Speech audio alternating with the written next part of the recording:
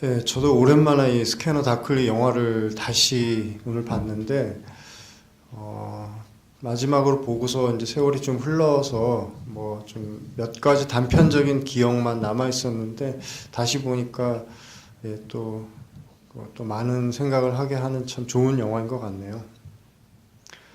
그 영화 마지막 장면에서 그 자신들의 어떤 욕구에 비해서 너무나 큰 대가를 치른 내 친구들에게 바친다라고 하면서 이제 뭐 사망하거나 영구적인 뇌 손상을 입은 사람들 이름이 이제 쭉 이제 스크롤돼 올라가고, 그리고 마지막에 이제 그 헌사를 바치는 사람으로 필립 딕 원작 소설 작가의 이름이 나왔었죠. 그래서 잘 모르시는 분은 이 필립 딕이란 작가가 어떤 사람이길래 뭐 이런 이야기를 남겼을까, 그리고 아마도 이 사람도 약물 꽤나 무지했나 보다, 예, 그런 짐작을 하셨을 텐데, 예, 그래서 이 작가 필립 딕에 대한 이제 호기심들이 좀 생기셨을 거라고 생각을 해요.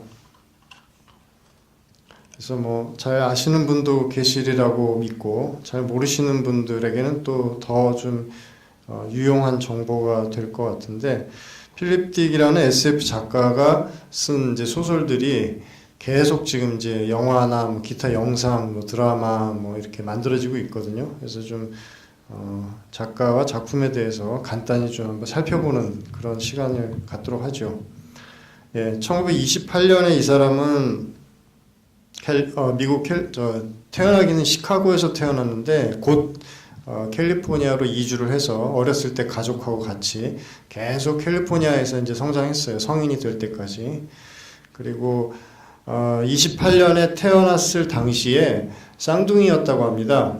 근데 자기의 그 다른 이제 쌍둥이가 아마 제가 알기로는 일란성이어서 여자아이였던 걸로 제가 아는데 그 곧 사망했다 그래요. 아마 뭐 여러 가지 이제 뭐 이유가 있었겠죠. 그래서 필립 딕은 평생 동안 어렸을 때 잃어버린 자기의 쌍둥이 그 동생에 대한 것이 이 사람의 어떤 무의식이나 잠재적인 어떤 그 하나의 뭐 그런 걸 트라우마라고 표현하기도 좀 그럴 것 같고, 하여튼 뭔가 그런 어떤 마음 한구석에 계속 잃어버린 자기의 쌍둥이에 대한 어떤 기억이랄까 이런 것이 계속 남아 있었다고 합니다.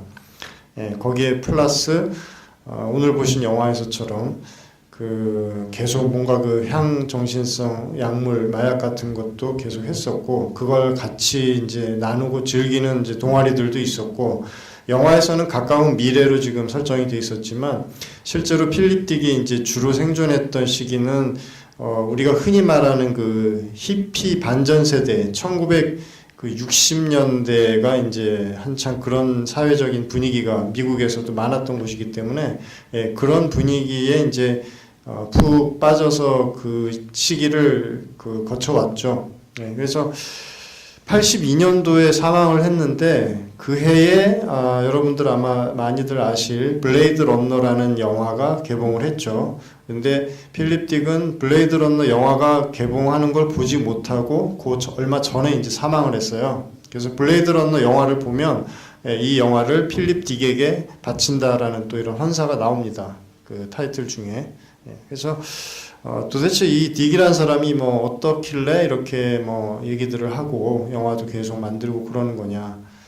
한마디로 간단하게 이제 표현을 하자면, 정작 82년도에 사망할 때까지만 해도 이 사람은 영미 문화권의 이제 SF 문학계 안에서만 좀 이름이 알려진 사람, 뭐 유명한 SF 문학상을 뭐 몇 번 타기도 하고 해서 SF계에서는 제법 이름이 알려진 사람이었지만, 일반 순수문학이나 주류문학 쪽에서까지도 이 사람이 뭐 그렇게 아주 유명한 그런 사람은 아니었어요. 뭐 SF계에서 시작을 했지만 나중에 주류문학이나 순수문학계에서 훨씬 더 유명해지고 엄청난 평가를 받은 사람이 더 있는데, 뭐 커트 보네거트라든가 또는 레이 브래드버리 같은 작가들은 사실은 SF계를 넘어서서 일반 그 주류 문학에서도 굉장히 큰 이제 주목을 받았던 그런 작가죠. 반면에 딕은 생전에는 그런 정도의 관심을 못 받다가 82년에 그냥 사망을 했는데, 그리고 나서 90년대, 2000년대, 2010년대, 그리고 지금까지 쭉 오면서 갈수록 이 사람에 대한 작품을 재평가하는 움직임이 계속 일어납니다. 그래서 문화 이론 쪽으로 좀 관심이 있는 분이라면 누구나 다 잘 아실 지젝이라든가 보들리아르라든가 또 프레드릭 제임슨 같은 세계적인 소위 그 포스트 모던 평론가들이 필립 딕의 작품들을 언급을 하면서 많은 평론가나 작가들 또 이제 영화계 쪽에 있는 사람들까지도 이 필립 딕의 작품들에 대해서 다시 재평가하고 다시 보고하는 그런 어떤 붐이라고 하기에는 너무나 광범위하고 완만하지만 지속적으로 끊임없이 계속 그 영향력을 행사하는 그런 사람이 지금 되어 있는 겁니다. 그래서 그거에 대한 이제 상징적인 예가 미국의 그 라이브러리 오브 아메리카라고 하는 비영리 출판사가 있어요. 그러니까 미국 문화의 유산을 모든 사람들한테 좀 부담 없이 공급하고자 하는 그런 목적으로 이런 비영리 출판사에서 그 미국 문학 총서를 계속 이제 발간을 해오고 있는데, 우리가 잘 아는 미국 문학의 유명한 거장들 작품이 다 들어가죠. 헨리 제임스라든가 허먼 멜빌 이런 사람들. 근데 여기에 이제 SF 작가로서는 최초로 필립 딕의 작품이 13편이 들어가서 하드커버로 이제 출판이 됐고, 우리나라에도 지금 그 폴라북스라는 출판사에서 12권의 필립 딕 주요 작품들이 현재 다 출간이 되어서 나와 있습니다. 이따가 이제 원작과 영화를 볼 때 그 책들 상당수를 또 보시게 될 텐데, 그래서 82년도에 작고한 다음에 바로 이듬해 83년부터 SF 문학계에서는 필립 딕 어와드라고 하는 필립 딕 SF 문학상을 제정을 해서 지금까지 쭉 수여를 하고 있고요. 오늘날 필립 딕 SF 문학상은 세계 영미권 SF 문학계에서 그 휴고상이라는 상이 있고, 그 다음에 네뷸러상이라는 상이 있고, 그런데 이 상과 함께 거의 3대 SF 문학상 중에 하나로 꼽힐 정도로 상당히 권위를 인정을 받습니다. 특히 필립 딕 문학상의 수상 대상이 되는 작품은 신인 작가가 처음으로 발표한 작품, 그 중에서도 처음부터 뭔가 출판계나 여러 매체에서 주목을 받아서 고급 하드카바로 출간되는 작품이 아니라, 처음에는 그 미국에서도 그 무명 신인들이 처음 자기 책을 출판할 때에는 되게 이제 그 페이퍼베이라 그래서 그냥 문고판으로 출간을 하는 경우가 많거든요. 그런 식으로 문고판으로 처음 책을 출간하는 신인 무명 작가의 작품들 중에서 가장 주목할 만한 어떤 작품을 골라서 그 상에 수여가 됩니다. 이 필립 딕 어워드라고 하는 게. 그래서 필립 딕 생전에 나름 좀 무명 시절도 앞에 많이 길었고, 많은 작품을 발표한 것에 대해서 생전에는 그에 걸맞는 평가를 받지 못하다가 사후에 점점 더 크게 주목을 받고 있는 여러 가지 취지들을 살려서 필립 딕 어와드에도 그런 식의 심사 기준을 적용하는 걸로. 그래서 이 사람의 일생이 굉장히 보면 좀 재미있고 독특한 사건이랄까? 그런 특징들이 많이 있는데요. 영화를 소개하면서 제가 그때 말씀을 드릴게요. 여러분들한테 아마 가장 익숙할 영화가 이 블레이드 러너일 겁니다. 1982년도에 처음 미국에서 극장 개봉을 했었고, 근데 그때 당시에 그 배급업자가 처음 리들리 스콧 감독판을 보고 나니까 너무 이거 엔딩이 좀 암울하잖아. 뭔가 꿈과 희망을 주는 엔딩으로 좀 끝나야 장사가 되지. 이런 것 때문에 감독판이 아니라 배급업자판으로 처음 미국에서 개봉을 했고요.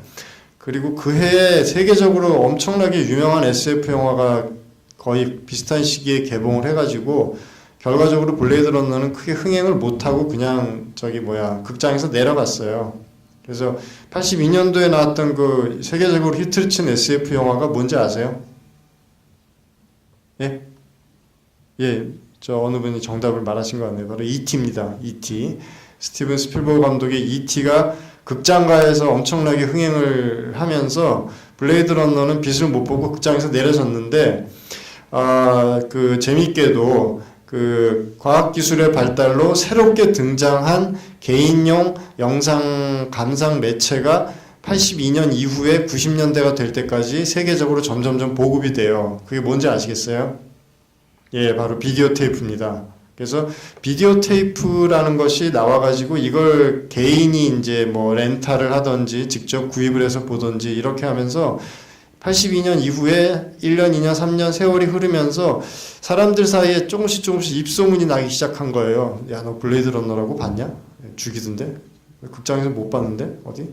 야, 이거 죽인다. 이런 식으로 미국에서부터 시작해서 전 세계적으로 저도 개인적으로는 이 블레이드 러너라는 영화를 이 서기 2019년이라는 제목으로 우리나라에서 제 기억에 그 89년도 2월 달인가 하여튼 저 TV에서 방송을 했었어요. 저도 그때 아무런 사전 지식이 없는 상태에서 우연히 채널을 틀다가 이 영화를 보고서 정말 완전히 빠져들어가지고 와, 뭐 SF 이런 영화가 있었나 하고 감동을 했었고 그러다가 이제 1991년도가 되어가지고 이제 개봉하고 9년 정도가 지나면서 이 영화에 대한 명성이 세계적으로 이제 알려지고 이거가 나중에 알고 봤더니 처음 극장 개봉할 때 이게 감독의 의도가 담기지 않은 배급업자가 의미로 편집한 판이다라는 게 이제 다 알려져서 드디어 이제 디렉터스 컷, 리들리 스콧 감독의 편집판이 91년도에 미국에서 재개봉을 해요. 극장에서. 그리고 그 감독판이 우리나라에서도 이제 수입돼서 정식으로 개봉을 하게 됩니다. 지금 보시는 게 바로 그때 당시에 우리나라 극장 개봉 포스터입니다.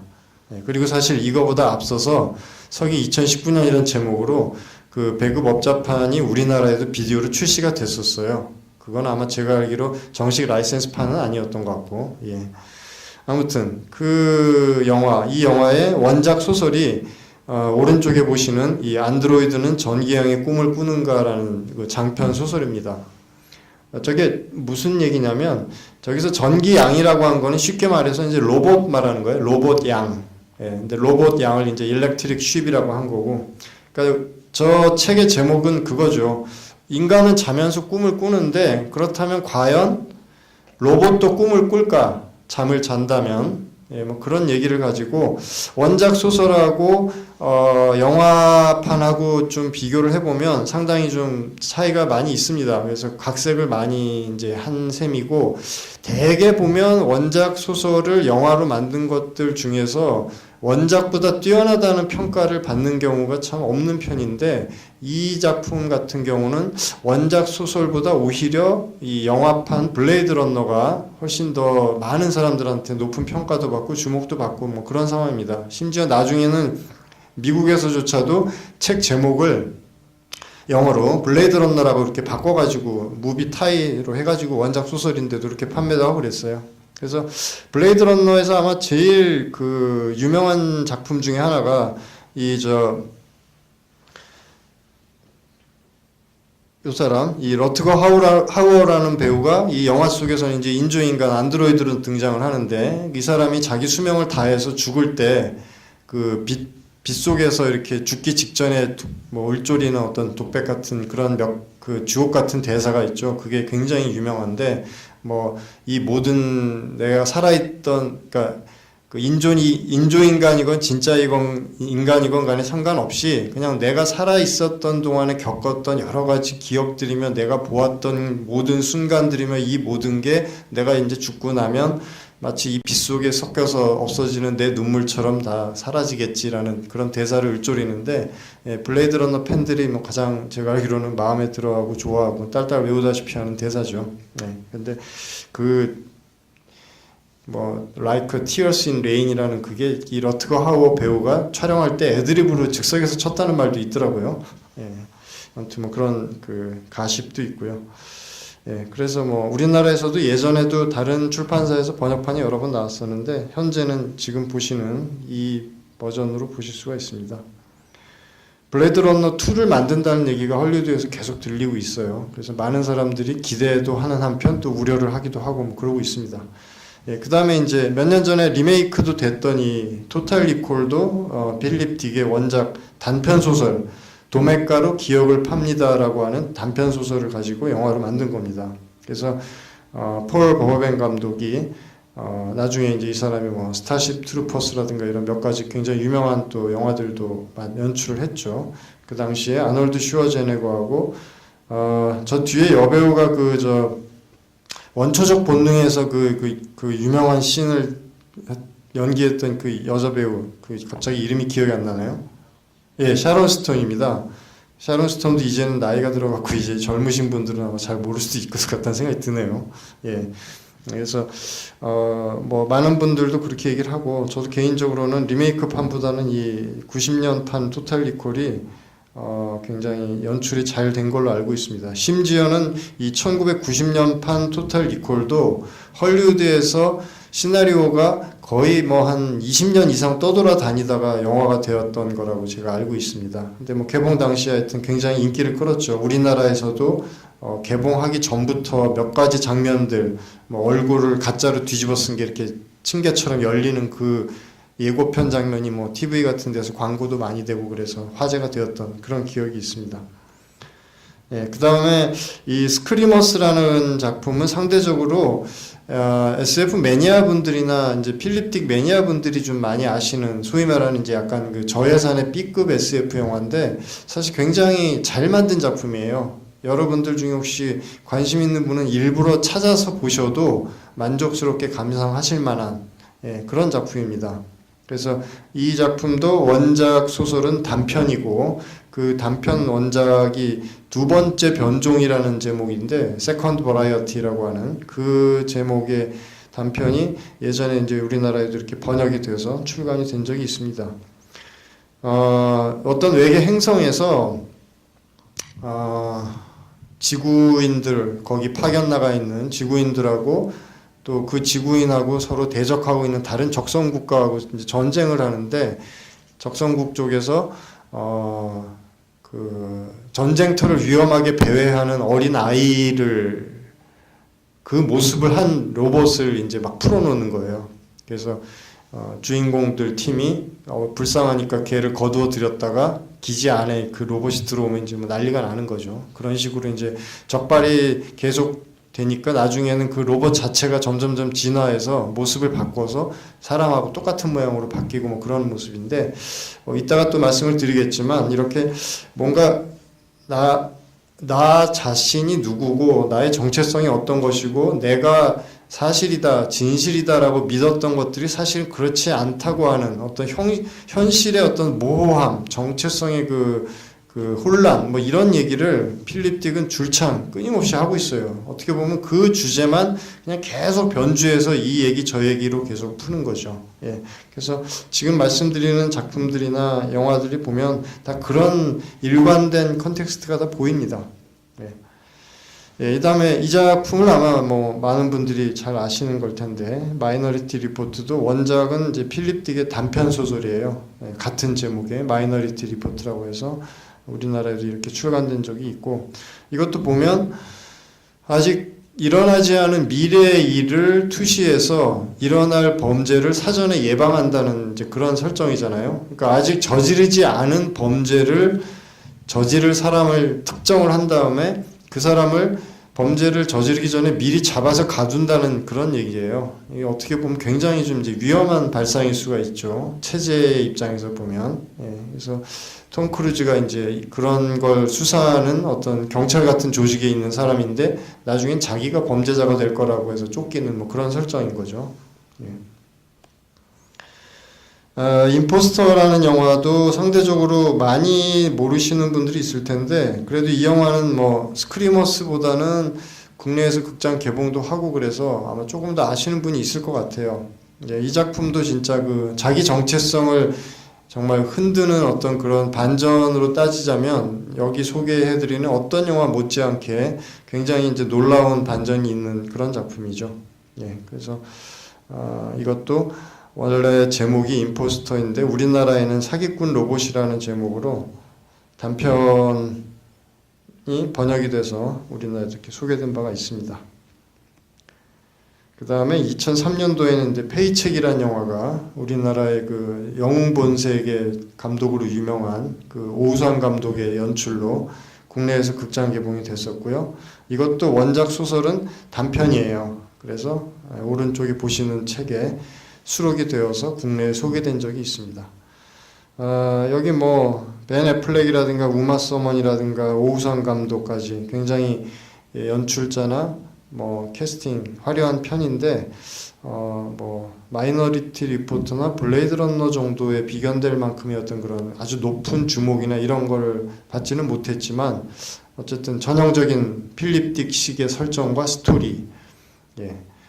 벤 애플렉이 주인공인데 어떤 그 공개하기 곤란한 어떤 일을 하고 난 다음에 그런 일을 했다고 하는 자기의 기억까지도 완전히 소거시켜버리는 그런 이제 일을 하는 어떤 일종의 청부업자인데, 그런 걸 하나 하고 나서 그 전에 자기 사물을 이제 보관해놨던 걸 찾으러 갔더니 그 이전에 자기가 남겨둔 어떤 뭐 메시지 같은 걸 보니까 뭔가 좀 상황이 이상해져가지고 막 쫓기기도 하고 그런 얘기입니다. 저도 본 지가 몇 년이 되어서 그냥 모호한 설정이 그 정도였다라는 게 지금 기억이 나네요. 그 다음에 오늘 보신 이 스캐너 다클리, 그 리처드 링클레이터 감독이 사실 꽤 요즘 유명하죠. 그 비포 선라이즈, 뭐 비포 선셋에 이어진 이 시리즈 감독도 했고, 최근에는 그 저기 뭐냐 거의 리얼타임으로 아주 어린 배우가 성장해가는 모습을 몇 년에 한 번씩 매년 한 번씩 만나가지고 점점 찍고 그래가지고 그 영화 제목이 지금 제가 기억이 안 나는데 보이우드 맞죠? 예, 보이우드라는 작품으로도 많이 주목을 받고 있는 요즘 명감독인데, 오늘 보신 작품도 굉장히 좀 이야기 밀도가 높고 그리고 정말로 주인공이 혼란스러운 상황을 뭐 일단 있는 그대로 보여주고 있죠. 본인이 본인에 대해서 확신을 못 가질 정도로 정말 두 겹, 세 겹으로 이렇게 꼬이는 어떤 그 코버트 액션, 이제 비밀 임무를 맡는 마약 수사관 역할을 하고 있는데, 제일 마지막 장면 보면서 이제 짠 하더라고요. 저도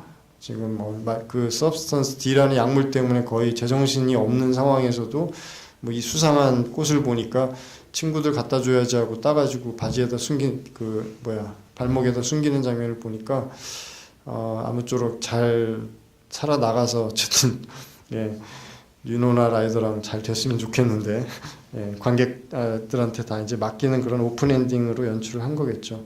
이 작품의 원작은 77년에 발표한 같은 제목의 장편 소설인데요. 아직 우리나라에는 번역 소개는 안 됐습니다. 그리고 이제 영화 보셔서 아시겠지만 내용들이 아직까지 우리나라에서 일반적으로 받아들여지기에는 공감할 수 있는 부분들이 사실 많이 없을 내용이라, 마약이 거의 일상화된 가까운 미래를 다루고 있기 때문에, 예, 그래서 사실은 영화도 뭐 이렇게 많은 분들이 아마 보시지는 않았을 거라고 생각해요. 우리나라에도 뭐 DVD도 출시도 되고 그러긴 했지만, 이걸 이제 로토스코핑 기법이라고 한다고 하던데 좀 그 영상이 특이했죠. 실사로 다 찍은 다음에 그 위에 다시 그림으로 덧칠을 해가지고 애니메이션을 만들었잖아요. 그래서 애니메이션임에도 불구하고 딱 보면 저게 어떤 배우인지 금방 알 수 있잖아요. 그래서 저도 오랜만에 영화를 봤더니 아이언맨이 예전에 이런 거 하고 살았구나 뭐 이런 생각도 들었습니다.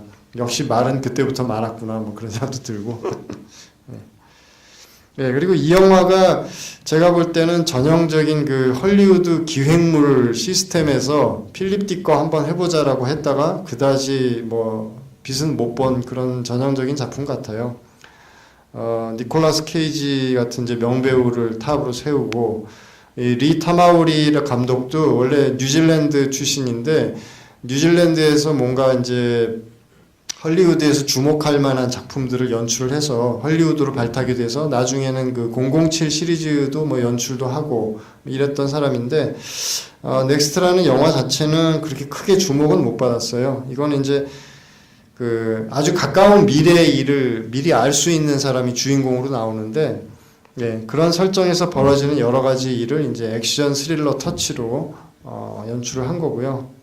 예, 원작은 역시 단편입니다. 그래서 이것도 우리나라에 번역이 되어서 이렇게 출판이 된 적이 있고요. 여기 오른쪽에 보시는 그 밑에 보면 오른쪽 밑에 집사제라는 출판사 이름이 보이는데, 지금은 이제 다른 출판사가 나오고 있지만 이제 한동안 이 집사제라는 출판사에서 이 필립 딕의 작품들을 이렇게 걸작선 해가지고 쭉 계속 출간을 했었어요. 그 뭐 죽은 자가 무슨 말을, 마이너리티 리포트, 페이책, 지금 보시는 넥스트 뭐 이런 식으로 어떨 때는 영화 개봉에 맞춰서 제목만 바꿔가지고 재출간하기도 하고 뭐 그런 적이 있습니다. 지금은 다 절판 상태인데 아마 그 궁금하신 분은 뭐 공공도서관이라든가 이런 데 보면 아직 많이 남아 있을 겁니다.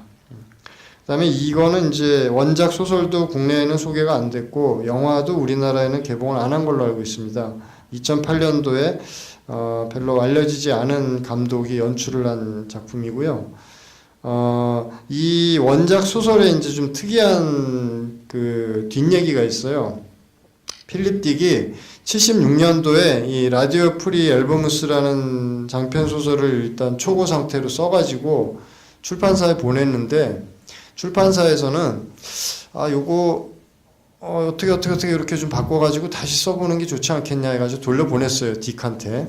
그래서 필립 딕이 그 의견을 참고하면서 작품을 좀 손을 보다가 그냥 작품을 새로 다시 썼어요. 그래서 그게 이제 발리스라고 하는 장편 소설이에요. VALIS라고 하는 장편 소설인데 그 발리스라는 작품도 우리나라에 번역이 되어 있습니다. 그래서 필립 딕이 82년도에 작고를 할 때까지도 이 라디오 프리 앨버무스는 책으로 출판은 안 됐었어요. 그러다가 나중에 그 필립 딕이 유고들을 정리하는 과정에서 이 장편 소설의 이제 원고가 나와가지고 85년도에야 처음으로 이제 단행본 책으로 출판이 됩니다. 근데 아까 제가 말씀드렸다시피 발리스라고 하는 작품이 원래는 이 작품을 쓰려고 하다가 이제 다시 새롭게 쓴 작품이라고 했잖아요. 그래서 두 작품의 기본 설정이 좀 비슷해요. 그 오른쪽 책 표지도 그렇고 왼쪽에 영화 포스터도 그렇고 뭔가 어떤 물체가 지구 바깥에 외계에 이렇게 나와 있는 모습이잖아요. 그래서 저도 사실 이 영화나 원작을 뭐 쭉 다 보지는 못했는데 기본 설정은 그런 거예요. 외계의 어떤 뭐 우주 정거장 내지는 그 비슷한 어떤 외계인들이 만든 또는 외계인들이 보낸 어떤 존재가 지구상에 있는 인간들한테 무슨 뭐 메시지를 보내는 뭐 그런 얘기인데 이게 사실 굉장히 이제 재미있는 게 뭐냐면 필립 딕이 생전에 물론 뭐 약물 같은 걸 하기도 했고 아마 그거의 부작용인 점도 없잖아 있겠지만 생전에 필립 딕이 이 신경증적인 어떤 그 정신질환 증세를 굉장히 좀 많이 알았어요. 그래서 그걸 가지고 이제 그 정신과 의사들은 여러 가지 필립 딕이 남긴 소설이라든가 그 사람의 여러 가지 일기나 생전의 어떤 그 인터뷰 대화 이런 걸 통해서 어떠한 증세다라고 이제 특정해서 그 증상의 이름을 말하기도 하고 이런 기록을 찾아보면 이제 다 나와 있는데 그 필립 딕은 본인이 70년대 초반에 마치 이 작품에서 얘기하는 것처럼 외계의 어떤 거대하고 초월적인 어떤 그 거의 뭐 신과 같은 어떤 존재가 끊임없이 나에게 뭔가 메시지를 지금 보내고 있다. 그래가지고 나는 사실은 이 메시지를 받아서 스토리텔링의 형태로 책으로 그리고 이제 뭐 SF 스토리의 형태로 좀 계속 발표를 하고 있는 거다. 이런 얘기를 했어요. 이거를 이제 수사적인 표현이 아니라 말 그대로 자기는 진짜 지금 그렇게 쓰고 있는 거라고. 참 더 재미있는 게 이 필립 딕 본인이 그런 주장을 하기 시작한 그때부터 작고할 때까지가 필립 딕 인생에서 가장 왕성하고 정력적인 집필 활동을 하던 시기예요. 네, 그래서 이게 뭐 정신과 의사들이 말하듯이 일종의 뭐 그 연속적인 어떤 그 조증과 비슷한 걸 겪은 것이다. 뭐 이렇게 얘기하는 사람도 있는데 진실은 모르지만 뭐 알 수 없죠. 정말로 필립 딕만 아는 어떤 외계의 존재가 머리에 계속 무슨 뭘 메시지를 보냈는지 그 비슷한 어떤 영적인 뭐 메시지를 받는다고 해가지고 뭐 이상한 걸 내고 이런 사람들은 뭐 전 세계 예전에도 많았고 지금도 많이 있고 그렇다고 주장하면서 나와 있는 책들도 많이 있으니까요. 근데 필립 딕은 어쨌거나 픽션이라는 형태로 허구라는 형태로 스토리텔링으로서 이거를 이제 계속 이제 출판도 하고 발표를 해왔던 거기 때문에 우리들은 오늘날 이것들을 이런 이제 하나의 어떤 SF 서사로서 받아들이고 이렇게 소화를 하고 있는 거죠. 네. 그래서 이 작품은 이제 상대적으로 우리나라에 알려지진 않았지만 이런 작품도 있고 영화화도 된 바 있습니다. 그 다음에 이제 2011년에 맷 데이먼하고 에밀리 브런트가 주연을 한 이 우리나라에는 컨트롤러라는 제목으로 개봉을 했는데, 원래 제목은 이 오른쪽에 보시는 그 어저스트먼트 팀이라는 제목이고, 영화도 원래 영화의 제목은 어저스트먼트 뷰어로우라고 하는 그런 제목이에요. 근데 좀 어려우니까 이제 우리나라 배급사에서 그냥 쉽게 컨트롤러라고 붙였는데, 그럼 뭘 컨트롤 한다는 거냐? 이 영화도 설정은 그거예요. 우리가 알지 못하는 어떤 존재들이 이미 이 지구상의 모든 인간들의 일생을 정교하게 다 짜맞추어 놓고 있고, 우리는 스스로는 모르지만 다 그렇게 정해진 운명대로 살고 있는 거다. 근데 주인공이 어느 날 우연히도 그런 우리 운명을 컨트롤하는 사람들의 존재를 알게 돼서 주어진 운명을 거역하고 원래대로라면은 하지 말아야 될 어떤 여자와의 사랑을 이루기 위해서 자기한테 이미 주어져 있는 여러 가지 기득권이라든가 여러 가지 것들을 다 버리고서라도 이 어떤 사랑을 이루기 위해서 막 그 조직하고 싸우고 뭐 쫓기고 그런 얘기죠. 어떻게 보면 이것도 이제 전형적인 헐리우드 시스템에서 만든 그런 이제 기획물이죠. 필립 딕을 가지고 한번 해본.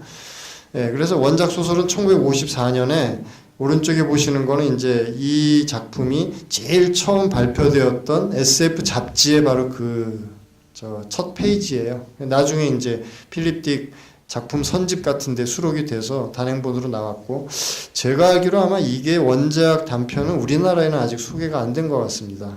예, 그 다음에 오른쪽에 보시는 이 높은 성의 사내라고 하는 작품이 62년도에 장편으로 발표가 되고, 이걸로 영미문학계에서 주어지는 가장 권위 있다고 하는 SF 문학상이 이제 휴고상이라고 있는데, 이 상을 타게 됩니다. 필립 딕이. 사실은 작가로서, SF 작가로서 명성을 이제 1차 좀 알리게 된 계기가 되었던 작품이죠. 이 높은 성의 사내가 62년에 발표가 되고, 2015년, 그러니까 올해죠. 미국에서 이제 드라마로 시작을 하게 됐어요. 그래서 제가 알기로 지금 파일럿 에피소드는 방송이 됐고, 시즌 1의 에피소드 2가 지금 아마 방송이 됐는지 안 됐는지 모르겠습니다. 그러니까 필립 딕 원작을 가지고 영상화를 한 것 중에서는 지금 현재 가장 핫한 작품이라고 볼 수가 있죠. 그래서 뭐 미드 열심히 보시는 분이라면 맞아, 저런 드라마 지금 막 시작했어라고 어쩌면 아시는 분이 계실지도 모르겠습니다. 네. 자, 그리고 이 영상자료원에서 이제 뭐 오래된 미래라고 하는 테마로 2015년 전후에 이런 가까운 21세기를 다루었던 SF 영화들을 쭉 이제 감상을 지금 우리가 할 기회를 얻고 있는데, 사실은 지금 보셨던 스캐너 다클리 말고 그 필립 딕의 원작에서 한 2번쯤 이렇게 건너와서 사실 각색이 되어서 영화가 된 거라고 할 수 있는 작품이 하나 더 있어요. 혹시 뭘 것 같은지 아시는 분 있으신가요? 이 높은 성의 사내라고 하는 작품의 설정은 이런 거예요. 일종의 그 대체 역사죠. 가상의 역사.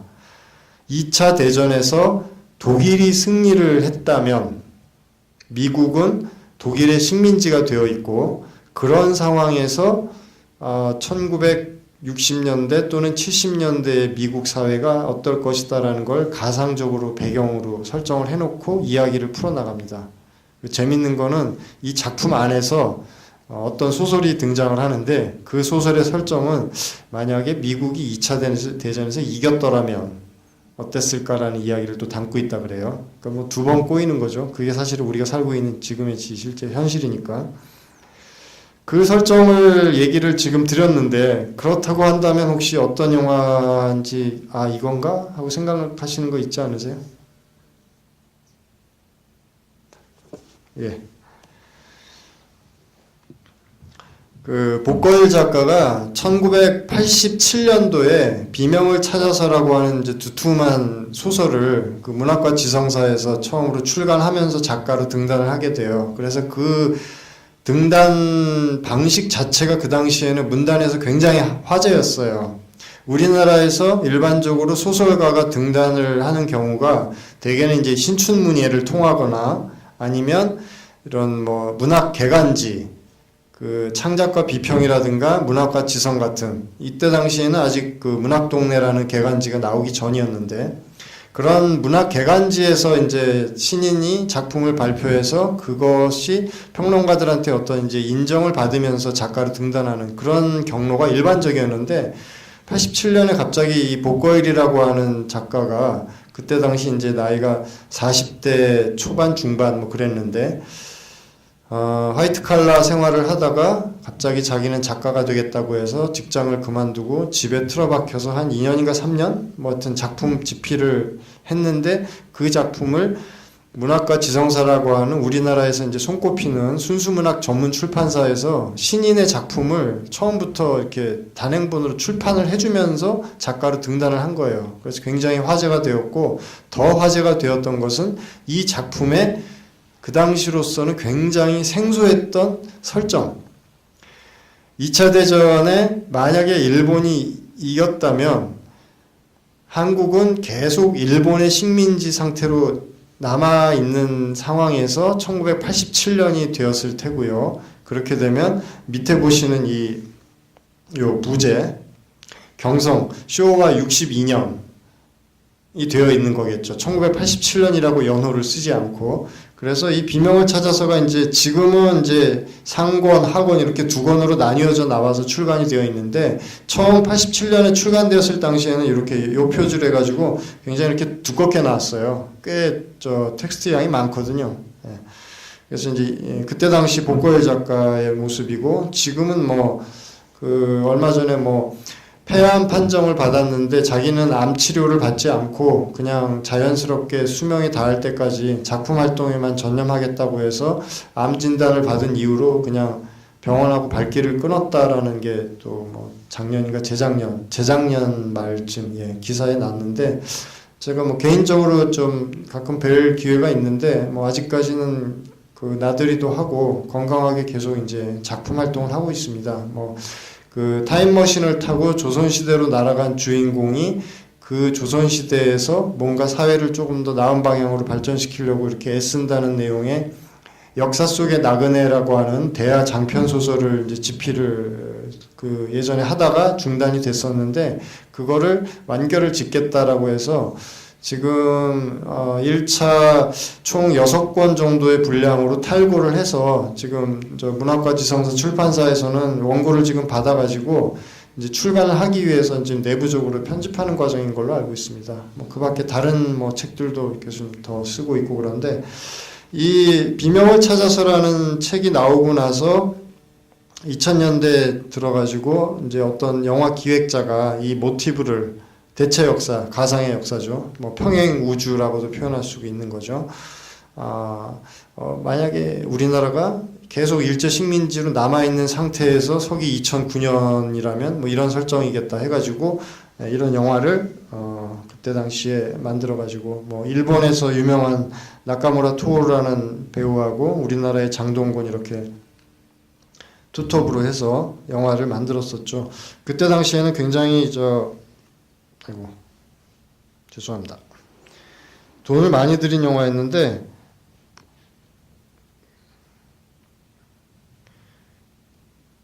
그만큼의 어떤 흥행은 제가 안 됐던 걸로 알고 있습니다. 아무튼 뭐 우리나라는 아직까지도 SF 영화 역사에서는 그렇게 뭐 몇몇 작품을 제외하고는 투자한 만큼 그렇게 관객분들의 호응이나 이런 흥행에서 좋은 성적은 못 내는 걸로 알고 있는데, 이 작품도 우리나라에서 대규모 자본이 투입되었던 대작 SF 영화 중에 하나로 기억하는 사람들이 아직 많이 있죠.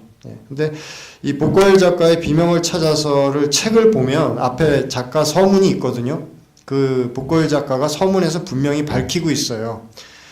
내가 쓴 이 소설은 이른바 뭐 대체 역사라고 하는 SF의 한 하위 장르 중에 하나이자 기법인데, 미국에는 아까 제가 방금 말씀드렸던 이 높은 성의 사내라든가 또 그 밖에 몇몇 작품을 쭉 소개하면서 이런 작품들이 옛날부터 있었고, 내가 쓴 비명을 찾아서도 그런 작품들의 직접적인 영향을 받아서 집필하게 된 동기를 얻은 거다. 그런 걸 밝히고 있고요. 복고일의 이 비명을 찾아서가 그때 우리나라에 처음 출간되고 나서 문단에서 굉장히 좀 신선하게 받아들여서 이 작품의 기법, 다시 말해서 가상 역사를 다룬 그런 소설들이 다른 작가들도 더 집필을 해가지고 또 여러 편이 출판이 많이 된 적이 있습니다. 그리고 요즘은 뭐 그 평행 우주라든가 이런 가상 역사, 대체 역사라고 하는 설정이 뭐 더 이상 생소하지는 않은, 예, 굉장히 좀 이제 익숙한 그런 장르 중에 하나로 됐죠. 예. 사실 제가 지금 쭉 말씀드린 작품들 외에도 뭐 유럽에이라든가 또는 어떤 아주 소규모 자본에서 독립영화처럼 만든 거라든가 또는 어떤 TV 시리즈 중에 한 에피소드로 각색을 했다던가 해서 필립 딕의 원작을 가지고 영상으로 만든 작품들이 조금 더 있습니다. 그런데 제가 오늘 소개 안 하고 이제 뺀 작품들은 국내에는 뭐 제대로 소개된 적도 없고 작품 자체도 이제 지금 쭉 말씀드렸던 것들에 비해서는 뭐 상대적으로 이렇게 높은 평가나 주목을 받는 작품들은 아니기 때문에 오늘은 제외를 했고요. 그럼에도 불구하고 필립 딕이라는 작가한테 좀 많이 관심이 생겨서 다른 작품들 제가 오늘 소개 안 해드린 또 뭐가 있는지 궁금하다 하시는 분은 뭐 요즘은 인터넷에 필립 딕에 대한 정보가 너무나도 많이 있고 뭐 네이버 캐스트 같은 데도 보면은 필립 딕의 작품 세계와 필립 딕 원작을 갖고 영화로 만든 작품들에 대해서 이렇게 아티클들이 많이 있거든요. 네, 그러니까 얼마든지 추가적인 정보를 얻으실 수가 있을 겁니다.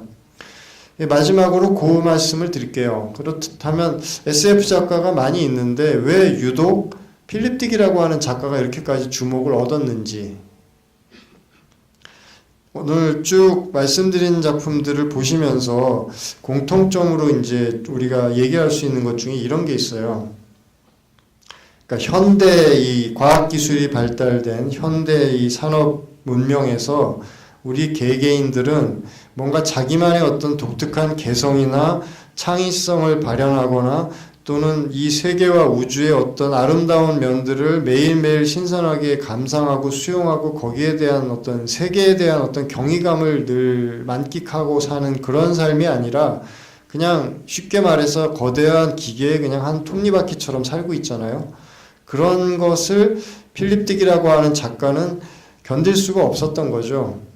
네, 그래서 스토리텔링 능력을 자기가 가지고 있으니까 그러한 어떤 괴리감이라든가 내가 그냥 뭐 기계 부속에 불과한 건가? 그렇다고 한다면 과연 나와 남을 구별하는 나만의 독특한 어떤 개성이나 나라고 하는 정체성은 과연 뭔가? 이걸 가지고 계속 천착하면서 여러 가지 다양한 설정들로 이야기를 썼던 거예요.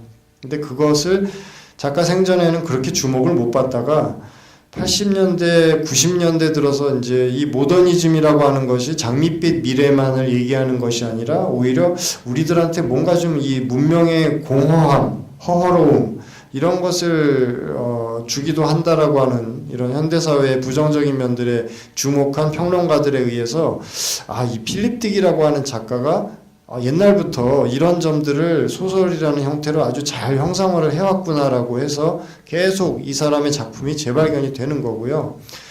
그러니까 이렇게 표현할 수 있을 것 같아요. 모더니즘 현대 문명 사회에서 어떤 정체성의 혼란을 겪는 그 사실 자체를 이 필립 딕이라고 하는 작가로 하나의 어떤 물리적인 형상화, 현신처럼 이 사람이 그렇게 된 것 같고, 이 사람이 그런 것의 대표로서 계속 이야기라는 형태로 우리한테 다시 이제 피드백을 준 거죠. 이런 얘기들. 필립 딕의 영화를 보면 까마득한 미래나 또는 완전 낯선 외계인들의 이야기는 별로 없고요. 대부분 가까운 미래 사회, 21세기 전반부, 요때를 다룬 게 많거든요.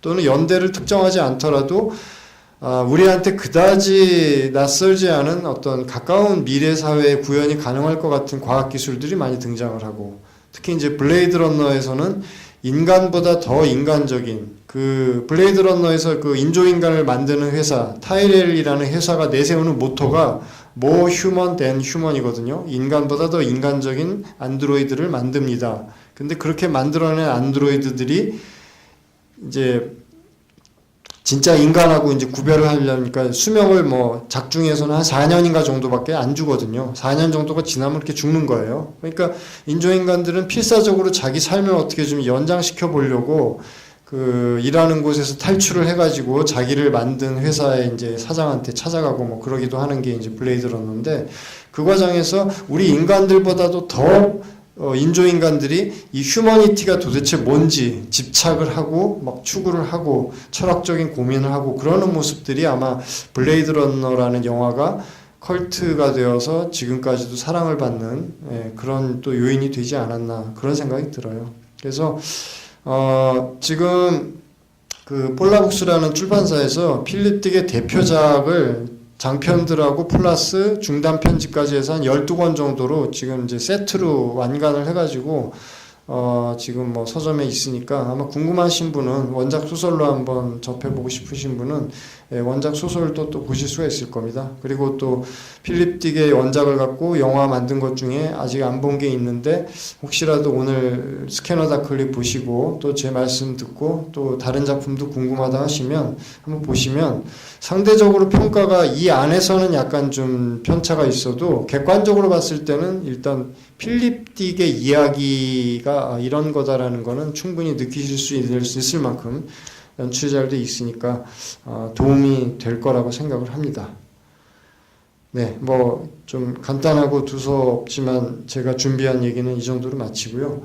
혹시 질문이 있으시면 질문을 또 받고, 아니면 뭐 필립 딕 관련해서 또 하시고 싶은 말씀이라든가, 혹은 제가 드린 말씀하고 조금 뭐 의견을 달리하시는 부분이 있다거나 하시면 뭐 뭐든지 좋습니다.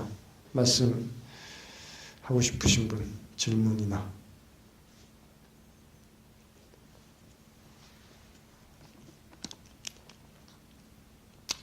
없으시면 그러면 마치기로 할까요? 저는 뭐 개인적으로 영상원에서 2019년에 여기서 같이 블레이드 러너를 또 볼 기회가 오기를 간절히 고대하면서 그럼 오늘 마치도록 하겠습니다. 감사합니다. 네.